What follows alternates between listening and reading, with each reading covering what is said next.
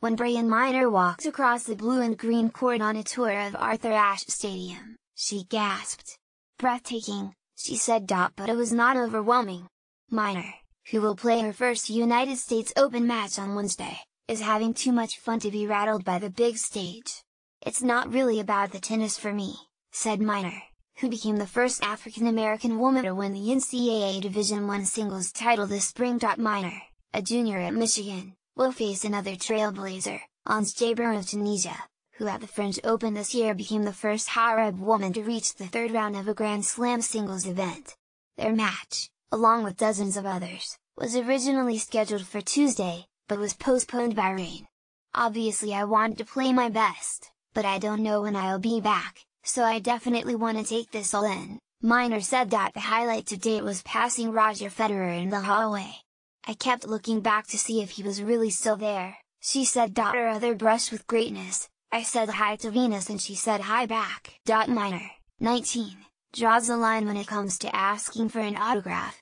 "I'm trying not to act like a tourist," she said. Minor grew up in the Midwest instead of at a warm weather tennis academy and went to college on a tennis scholarship, as did her two older sisters. Her sister Christina Minor, 28, competed at Illinois, earned her law degree at Marquette and is now a director of athletic compliance at Rutgers.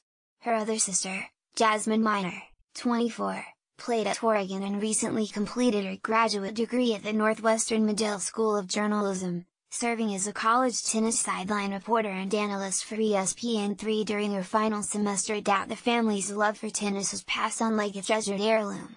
The sisters' maternal grandfather, James Minfield, paved his own path in Anderson, Indiana, becoming his high school's first black tennis player in the 1950s. A generation later, his daughters became the first African Americans on the girls' tennis team. One daughter, Michelle, met her husband, Kevin Minor, at Purdue. Both became engineers and raised their children in Mundelein, Illinois.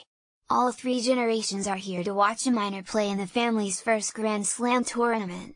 "Tennis is a type of sport that creates a dysfunctional experience for a lot of families," said Mark Bay, who coached all three Minor sisters. "You miss holidays. You get obsessed with winning and losing, and you live and die with all of the matches. Very few tennis families make it through the junior process able to keep the memorial fabric together. The Minors made it through the treacherous waters of junior tennis and college tennis and have always kept the class. The Minors crisscrossed the country for junior competitions. An Excel spreadsheet attached to the refrigerator kept the complicated schedule in order. Holidays were spent on the road, together at tournaments, with Christmas, Easter and Thanksgiving dinners at a Denny's or a Cracker Barrel or whatever else was open." The family's Suburban racked up 70,000 miles annually, and when the girls flew to different tournaments, their parents tried to book flights with layovers at the same airport. "When I was playing and traveling, Jasmine was a tiny tot, so she got dragged around to my tournaments," Christina Minor said. "Then Brie comes along and she gets dragged to Jasmine's tournaments and my tournaments. My parents became really good at the shuffle, with this kid in school, this one playing in Michigan and another one in Florida. They would swap so each could be with every kid. My parents are rock stars." Brienne absorbed every court squeak and overhead smash.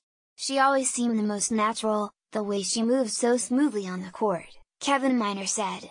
"The result of all those years of watching tennis, hitting the ball against the wall, waiting for her sisters to play."